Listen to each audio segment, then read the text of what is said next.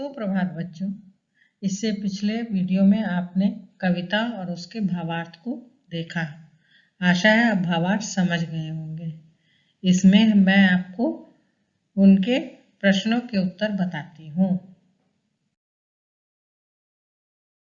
पहला प्रश्न है, समय किसका साक्षी है? समय साक्षी है कि पवन ने अनेक दीपक बुझाए हैं। दूसरा प्रश्न, कवि दीपक में क्या भरकर जलाने की प्रेरणा दे रहे हैं? कवि दीपक में स्नेह रूपी तेल डालकर जलाने की प्रेरणा दे रहे हैं।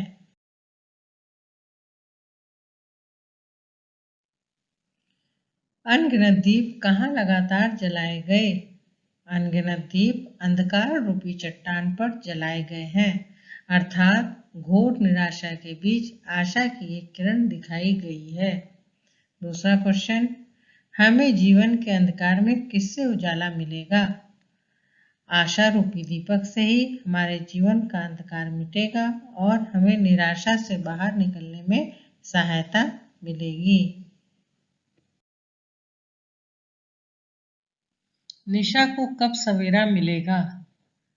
यदि पृथ्वी पर स्नेह रूपी एक भी दीपक जलता रहेगा तो रात होने के बाद प्रकाश अवश्य दिखाई देगा और सवेरे की रोशनी हमें जगमगा देगी, अर्थात निराशा रूपी अंधकार दूर हो जाएगा।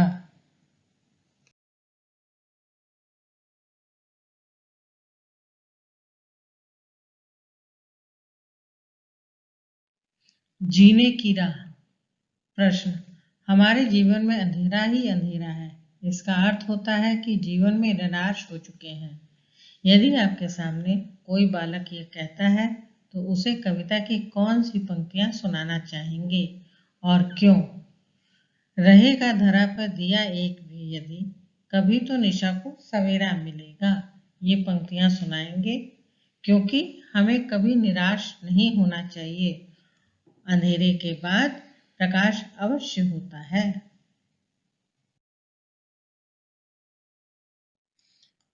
मूल प्रश्न, यदि किसी कार्य में हमें असफलता मिलती है तो हमें क्या करना चाहिए? उत्तर, यदि हमें किसी कार्य में असफलता मिलती है तो हमें निराश नहीं होना चाहिए, बल्कि हमें अपनी कमियों को पता करना चाहिए और पुनः उत्साह के साथ उस कार्य को प्रारंभ करना चाहिए।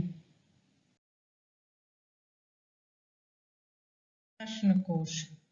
जलाते चलो कविता के कवि कौन हैं? दूसरा, द्वारिका प्रसाद महेश्वरी की कुछ रचनाओं के नाम बताइए। तीसरा, इस कविता में कवि क्या संदेश दे रहे हैं?